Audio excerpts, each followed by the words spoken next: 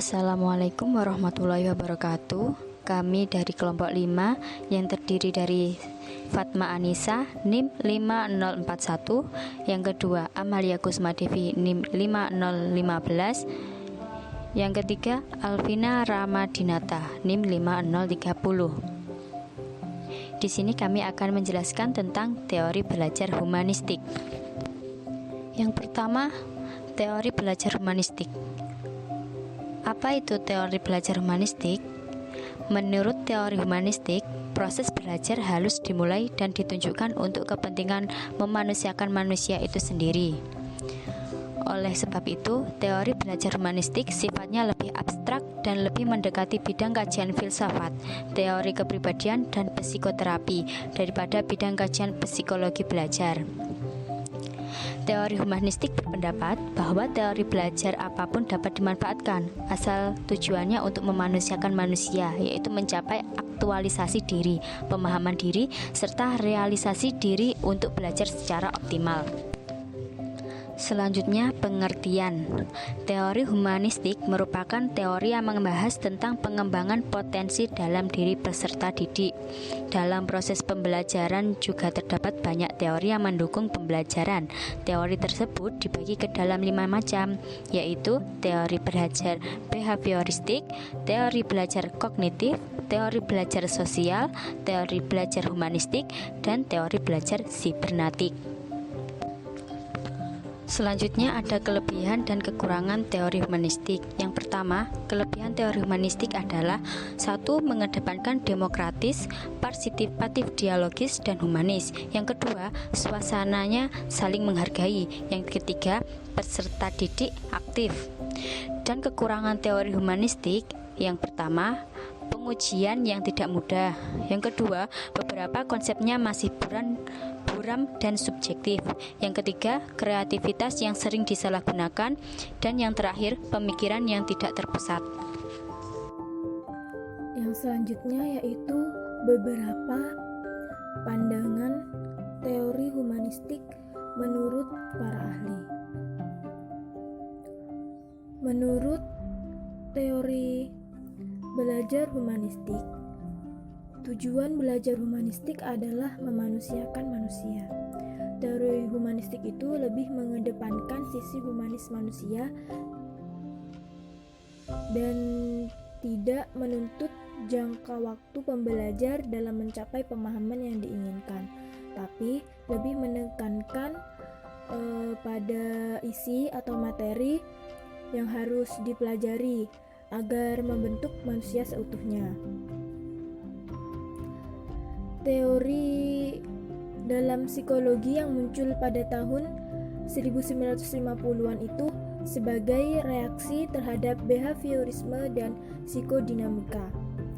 Aliran ini secara eksplisit telah memberikan beberapa perhatian pada dimensi manusia dari psikologi konteks manusia dalam proses perkembangan teori psikologis. Teori belajar humanistik ini sangat terkenal dengan pendapat dan pandangan dari 3 ahli, yaitu Arthur Combe, Abraham Maslow, dan Carl Rogers. Yang pertama, menurut Arthur Combe. Arthur Combe ini adalah seorang profesor ilmu biologi dan psikologi sekolah. Beliau memiliki pendapat bahwa belajar merupakan hal yang bisa terjadi di mana saja dan tatkala bagi seseorang yang ada artinya. Guru itu tidak bisa memaksa seseorang untuk mempelajari berbagai hal yang tidak disukai atau dianggap tidak relevan baginya. Ketika muncul perlawanan, sebenarnya adalah bentuk perilaku buruk yang mencerminkan ketidakmauan seseorang untuk mempelajari hal yang bukan diminatinya.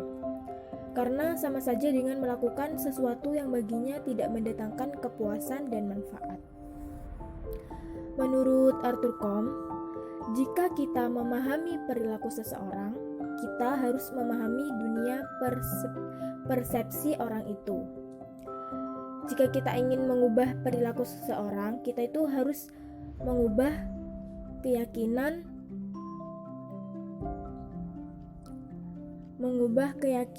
atau pandangan orang itu.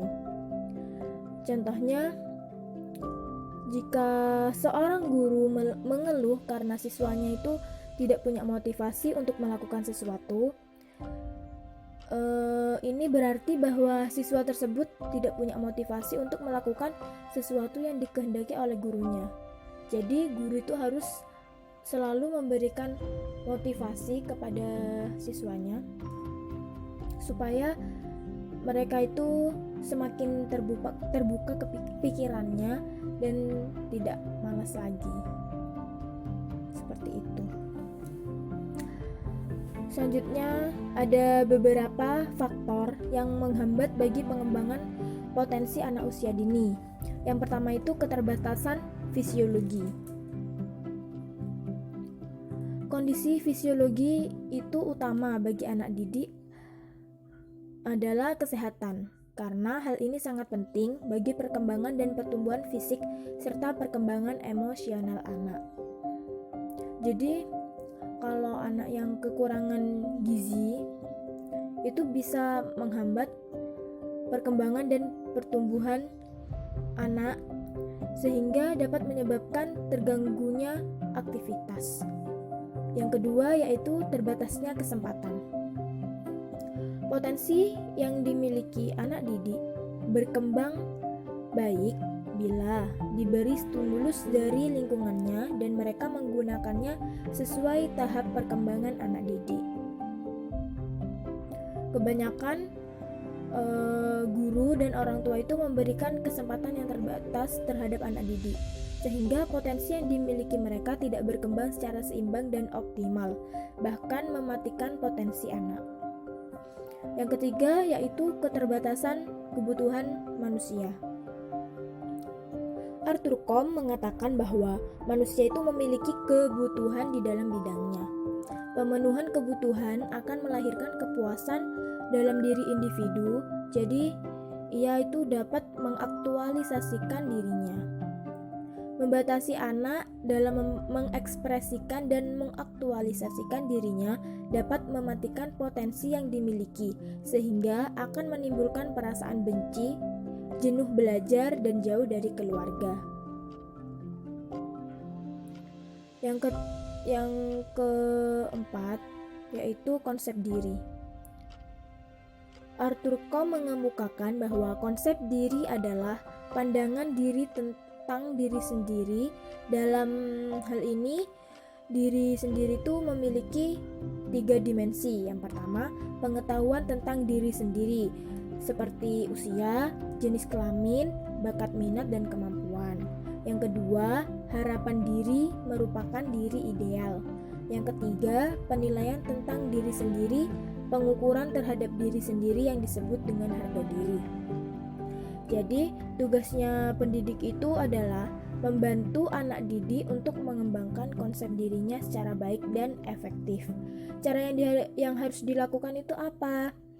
Caranya yaitu menanamkan kepercayaan diri, membuka cakrawala anak dengan memberitahu kelemahan dan kelebihan, serta memberikan motivasi baik dari luar maupun dalam diri anak. Dan yang terakhir yaitu tantangan dan ancaman. Tantangan dan ancaman merupakan salah satu faktor yang dapat mempengaruhi pertumbuhan dan perkembangan potensi anak. Seperti ketika seorang anak mengeluarkan perkataan yang tidak pantas terhadap gurunya. Jadi secara psikologis perhatian anak itu akan terfokus pada sesuatu yang mengancam dirinya dan dia itu mengabaikan yang lain. Kondisi seperti itu akan membatasi persepsi anak tentang lingkungan. Hal ini mengarahkan kemampuannya untuk mempertahankan posisi ketika menghadapi suatu ancaman.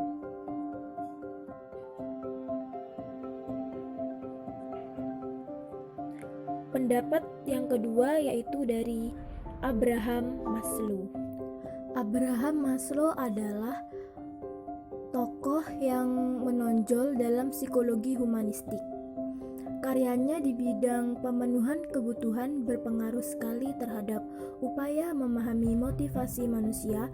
Sebagai dari teorinya yang penting didasarkan atas asumsi bahwa dalam diri manusia terdapat dorongan positif untuk tumbuh dan kekuatan-kekuatan yang melawan atau menghalangi pertumbuhan. Abraham Maslow berpendapat bahwa manusia itu memiliki hierarki kebutuhan jasmani sampai kebutuhan estetis. Implikasi dari teori Maslow dalam dunia pendidikan sangat penting dalam proses belajar mengajar. Misalnya, guru itu mestinya memperhatikan teori ini apabila guru menemukan kesulitan untuk memahami mengapa anak-anak tertentu tidak mengerjakan PR, mengapa anak tidak dapat tenang dalam kelas, atau bahkan mengapa anak-anak itu tidak memiliki motivasi untuk belajar. Menurut Abraham Maslow, guru itu tidak dapat menyalahkan anak atas kejadian ini. Sebelum memahami, mungkin ada proses tidak terpenuhinya kebutuhan anak yang berada di bawah kebutuhan untuk tahu dan mengerti. Bisa jadi anak tersebut itu tidak melakukan makan pagi yang cukup, terus semalam itu tidak tidur nyenyak, atau ada masalah pribadi yang membuatnya cemas dan takut. Memiliki pandangan berbeda terkait dengan teori belajar humanistik ini, Abraham Maslow berpendapat bahwa proses belajar pada manusia merupakan proses yang dilaluinya untuk mengaktualisasikan dirinya. Belajar adalah proses untuk mengerti sekaligus memahami siapa diri kita, bagaimana kita menjadi diri kita sendiri, sampai potensi apa yang ada pada diri kita untuk kita kembangkan ke arah tertentu. Teori Maslow didasarkan pada asumsi bahwa di dalam diri individu ada dua hal. Yang pertama, suatu usaha yang positif untuk berkembang, dan yang kedua, kekuatan untuk melawan atau menolak perkembangan itu. Yang terakhir yaitu pendapat menurut Carl Rogers. Carl Rogers adalah seorang ahli psikologis humanistik yang gagasan-gagasannya berpengaruh terhadap pikiran dan praktek psikologi di semua bidang, baik klinis, pendidikan, dan lain-lain. Lebih khusus dalam bidang pendidikan. Rogers memiliki pendapat tentang prinsip-prinsip belajar yang humanistik, yaitu hasrat untuk belajar. Menurut Rogers, manusia itu memiliki hasrat alami untuk belajar. Hal ini terbukti dengan timbulnya rasa ingin tahu anak apabila diberi kesempatan untuk mengeksplorasi lingkungan. Apalagi anak usia dini yang memiliki rasa ingin tahu yang sangat tinggi. Jadi, dorongan ingin tahu untuk belajar ini merupakan asumsi dasar pendidikan humanistik.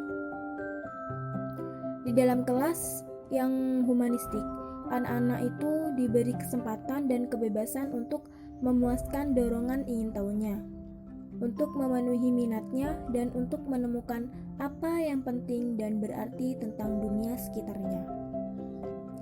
Prinsip yang kedua yaitu belajar yang berarti. Belajar akan mempunyai arti apabila apa yang dipelajari relevan dengan kebutuhan dan maksud anak. Artinya, anak-anak akan belajar dengan cepat apabila yang dipelajari mempunyai arti baginya. Yang ketiga, belajar tanpa ancaman. Belajar itu mudah dilakukan dan hasilnya dapat disimpan dengan baik apabila berlangsung dalam lingkungan yang bebas ancaman. Proses belajar akan berjalan lancar manakala murid dapat menguji kemampuannya, dapat mencoba pengalaman-pengalaman baru, atau membuat kesalahan-kesalahan tanpa mendapat ancaman yang biasanya menyinggung perasaan. Yang keempat, belajar atas inisiatif sendiri. Belajar akan paling bermakna apabila hal itu dilakukan atas inisiatif sendiri dan melibatkan perasaan dan pikiran si pelajar. Kemudian, mampu memilih arah belajarnya sendiri sangatlah memberikan motivasi dan mengulurkan kesempatan kepada murid untuk belajar bagaimana caranya belajar. Apalagi anak usia dini itu memiliki mood yang berbeda. Ketika mereka memiliki mood belajar, mereka akan senang dalam belajar dan mereka akan mengikuti prosesnya. Kemudian mereka akan mudah memahami apa yang dijelaskan oleh gurunya.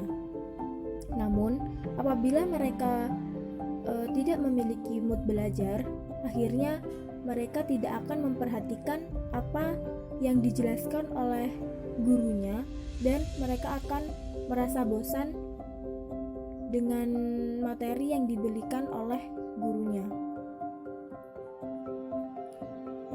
Jadi, menguasai bahan pelajaran itu penting, tapi tidak lebih penting daripada memperoleh kecakapan untuk mencari sumber, merumuskan masalah, menguji hipotesis, dan menilai hasil.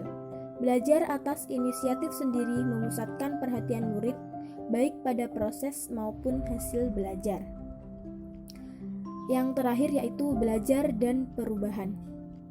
Menurut Rogers, pembelajaran terjadi melalui fenomena hidup atau pengalaman yang dialami oleh setiap orang. Dasar teori humanistik Rogers adalah doktrin, sikap, dan cara hidup yang menempatkan nilai-nilai manusia sebagai pusat dan menempatkan pada kehormatan, harga diri, dan kapasitas untuk merealisasikan diri terhadap maksud tertentu. Baginya, pengalaman individu itu merupakan fenomena logika yang dialami oleh suatu individu itu sendiri. Rogers juga berpendapat bahwa setiap manusia memiliki kecenderungan untuk mencapai kesempurnaan hidup, membentuk konsep hidup yang unik, dan tingkah lakunya selaras dengan konsep kehidupan yang dimilikinya. Pembelajaran itu terjadi melalui fenomena hidup atau pengalaman yang dialami oleh setiap orang.